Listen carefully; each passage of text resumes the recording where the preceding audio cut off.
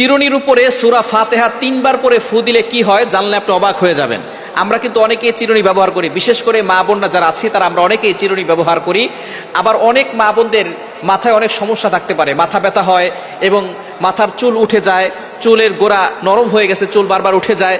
তো এই সূরা ফাতিহার ভিতরে আল্লাহ পাক রব্বুল আলামিন শেফা দিয়েছেন কিভাবে আমল করলে এবং চিরুনির সাথে আমল করে রাখলে আল্লাহ পাক রব্বুল আলামিন আপনাকে অসুস্থতা থেকে সুস্থতার নিয়ামত দিবেন এবং আল্লাহ তাআলা বিপদ আপদ থেকে হেফাজত করবেন, আপনি সুস্থ থাকতে পারবেন।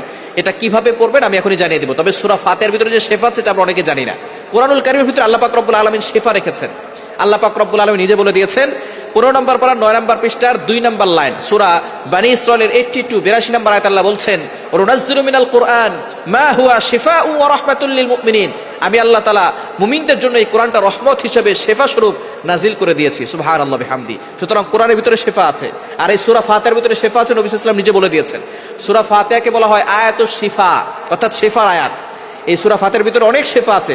আপনার পেটে ব্যথা, আপনার যে কোনো জায়গায় ব্যথা হচ্ছে, আপনি সূরা ফাতিহা 7 বার করে পানিতে ফু দিয়ে খাবেন, দেখবেন আল্লাহ তাআলা ব্যথা কমিয়ে দিয়েছেন।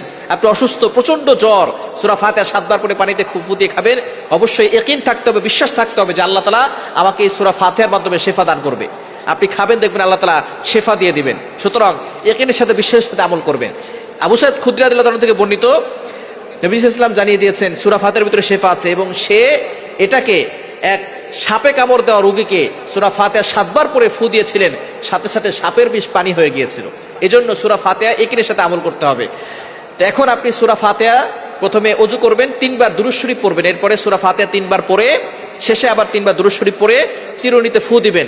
ফু দেওয়ার পরে বিসমিল্লাহ পড়ে মাথা আঁচড়ালে ওই মাথা থেকে চুল পড়বে না, মাথা ব্যথা কমে যাবে এবং মাথার বিভিন্ন রোগ থেকে আল্লাহ পাক রব্বুল আলামিন তাকে হেফাজত করবেন। অসুস্থ থাকলে আল্লাহ পাক রব্বুল আলামিন তাকে সুস্থতার নিয়ামত দিবেন। এই জন্য অবশ্যই সুস্থতা হচ্ছে বড় একটি নিয়ামত, আর মাথা ব্যথা হচ্ছে বড় সমস্যা।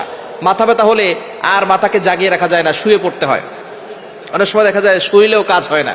এজন্য অনেক সময় দেখবেন মাথা ব্যথা হয় এবং মাথার বিভিন্ন সমস্যার কারণে চুল পড়ে যায়। তো সূরা ফাতিহা পরে যদি চিরুনিতে ফু দিয়ে আপনি মাথা আঁচড়ান, তাহলে দেখবেন আপনার চুল পড়া বন্ধ হয়ে যাবে এবং মজবুত হবে গোড়া এবং আপনার মাথার সকল সমস্যা দূর হয়ে যাবে। আল্লাহ তাআলা আমাদের সকলকে সূরা ফাতিহার মাধ্যমে শেফা দান করুক। সকলে বলেন আমিন।